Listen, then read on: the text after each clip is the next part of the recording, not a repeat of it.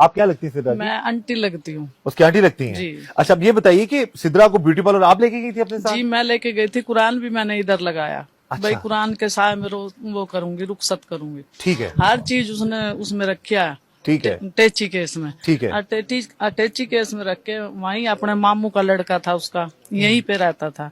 हमने कहा कि भाई आप है ना रक्षा लेके आओ, हमें लेके जाओ।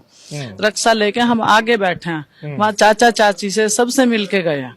हमने कोई किसी चीज की भी परेशानी नहीं थी। तो आप जब आप ब्यूटी पार्लर में थी, सिद्रा तैयार हो रही थी, आप वहीं पर बैठी हुई वहीं थी? पे बैठी थी। तो वहां पर हुआ क्या था, वो सारा वाक्य वो बताइए। वहाँ पे ये हुआ कि ना बच्चियों ने, उन आली ने जो वो काले कपड़े पहनते, उनके गले में रुपट्टा नहीं था।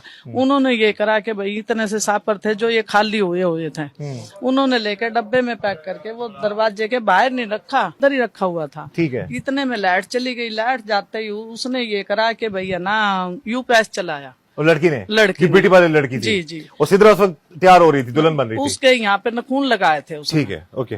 पालिश लगाया, नखून पालिश।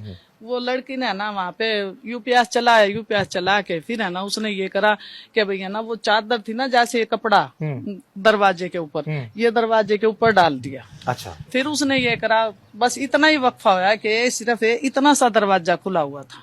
ठीक है। वो दरवाजे के अंदर आया, एकदम से मेरी पीठ थी।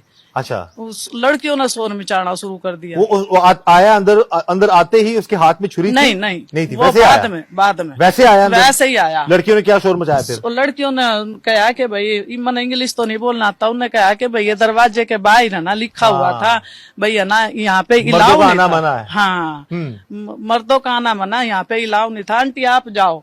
कहा कि बेटा मेरे साथ तो कोई भी नहीं था। तो क्या कि आप जाओ, जाके देख के आओ, बाहर आपका कोई रिश्तेदार आया होगा।